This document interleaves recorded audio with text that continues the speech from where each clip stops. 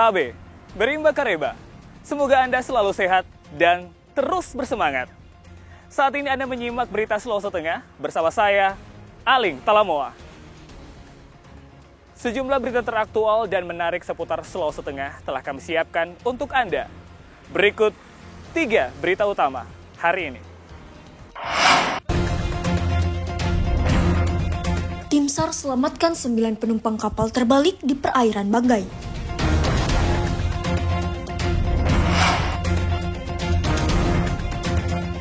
Petugas Lembaga Pemasyarakatan Luwuk menggagalkan upaya penyelundupan ribuan obat terlarang. Seorang warga miskin di Sigi harus ditandu puluhan kilometer untuk berobat.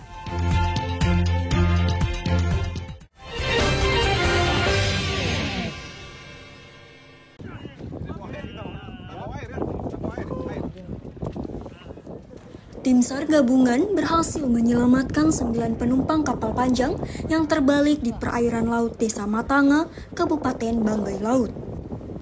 Musibah yang menimpa kapal panjang tersebut bermula ketika 9 penumpang berangkat Selasa pukul 9 pagi dari Banggai menuju Desa Buang-Buang, Kecamatan Bokan Kepulauan untuk berwisata. Namun, dalam perjalanan, kapal dihantam badai hingga terbalik. Para penumpang berusaha bertahan di atas kapal sembari menghubungi keluarganya untuk mendapatkan pertolongan. Kejadian itu juga dilaporkan kepada aparat kepolisian dan SAR Banggai. Tim penyelamat unit siaga SAR Banggai Laut yang menerima laporan langsung bergegas menuju lokasi kejadian dengan menggunakan rigid. Setibanya di lokasi kejadian, tim SAR gabungan langsung melakukan upaya penyelamatan dengan mengevakuasi korban satu persatu ke atas rigid. Koordinator lapangan SAR Banggai Laut, Erdiansyah, mengatakan seluruh penumpang kapal berhasil dievakuasi dan kondisinya stabil. Pada Selasa 18 Juni pukul 11 waktu Indonesia Tengah menerima informasi perihal longboat mati mesin dan terbalik dengan POB 9 orang di perairan laut Desa Matanga, Kecamatan Banggai Selatan, Kabupaten Banggai Laut. Setelah informasi diterima, tim SAR gabungan langsung bergegas menuju ke lokasi kejadian. Saat tiba di lokasi, tim SAR gabungan langsung menyelamatkan dan alhamdulillah tim SAR gabungan berhasil menyelamatkan 9 orang penumpang longboat yang terbalik dalam kondisi selamat. Seluruh penumpang kapal panjang dalam kondisi selamat dan segera dibawa menuju pelabuhan Banggai Laut. Selanjutnya, para penumpang ini persiapan kembali ke keluarganya di Kabupaten Banggai. Syamsuddin Tobode melaporkan dari Kabupaten Banggai Laut.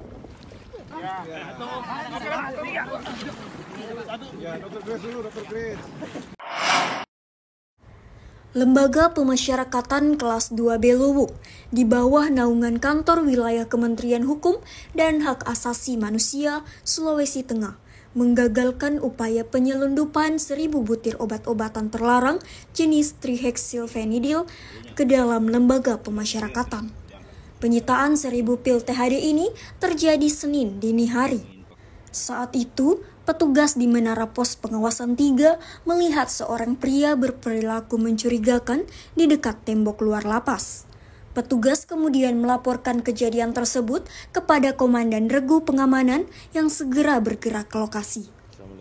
Di lokasi tersebut, petugas menemukan pria yang awalnya mengaku sedang buang air kecil. Namun, setelah pemeriksaan lebih lanjut, terungkap jika pria tersebut mencoba melempar sesuatu ke dalam lapas, namun tidak berhasil.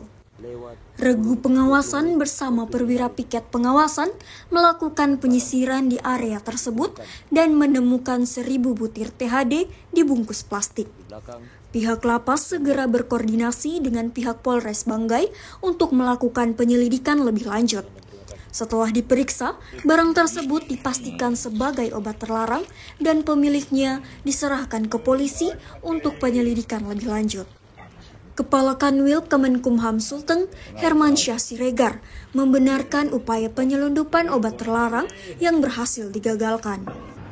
Lapas kelas 2B Luwuk telah menggagalkan upaya penyelundupan narkoba berjenis trihexyphenidyl 1000 butir di Lapas Luwuk, yang mana diketahui oleh petugas menara jaga saat kejadian seseorang berada di luar pagar lapas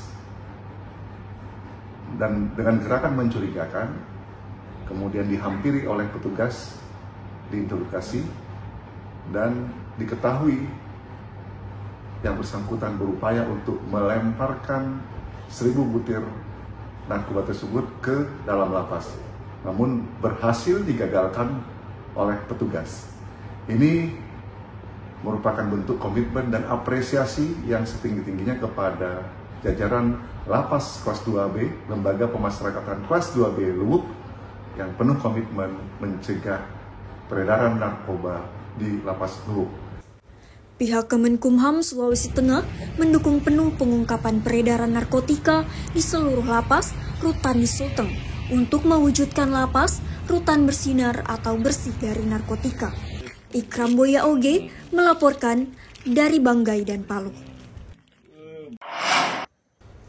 Usai menikmati liburan dan silaturahmi bersama keluarga, kini saatnya balik dari kampung halaman. Arus balik Idul Adha mulai terlihat di kota Palu, kondisinya lancar. Para masyarakat yang kemarin datang ke kota Palu dari luar kota kini berangsur-angsur balik. Seperti terlihat di Terminal Tipe C di Kelurahan Tipo, Kecamatan Ulujadi, Kota Palu. Pada Rabu pagi, bus-bus pengangkut penumpang tujuan Sulawesi Selatan itu mulai berangkat. Cinta, salah satu penumpang, mengaku akan pulang ke Makassar setelah liburan ke keluarganya yang ada di Palu. Kemana? Ke Makassar. Oh, jadi kemarin ini kesini untuk lebaran ya? Iya. Sama keluarga. Di mana? Di Palu? Iya, di Palu. Arus balik usai lebaran Idul Adha 2 hari ini masih landai.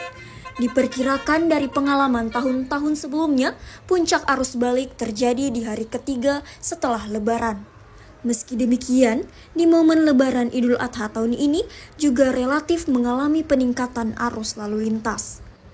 Yang biasanya dalam satu hari berkisar 7-10 armada bus yang beroperasi, kini bisa 10 bahkan lebih.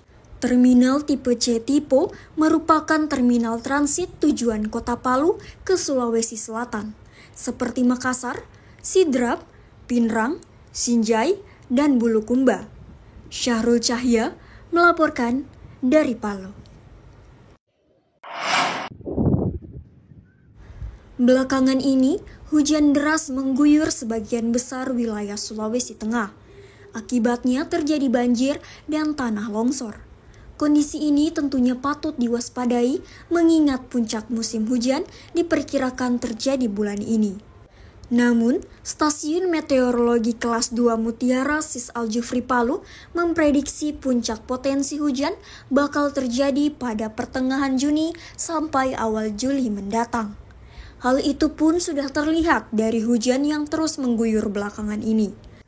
Isna, Prakirawan cuaca dari Stasiun Meteorologi Kelas 2 Mutiara SIS Al-Jufri Palu mengungkapkan beberapa daerah di Sulawesi Tengah yang berpotensi hujan 3 hari ke depan. Untuk potensi hujan seluruh wilayah Kota Palu, Sulawesi Tengah, teruntuknya ada di beberapa wilayah. Itu potensi ringan sedang ada di Kabupaten Sigi, Kota Palu, sebagian Donggala, sebagian Parigi Mautong, Poso bagian utara, dan di Tojo Una-Una bagian utara di wilayah Togian Kepulauan itu.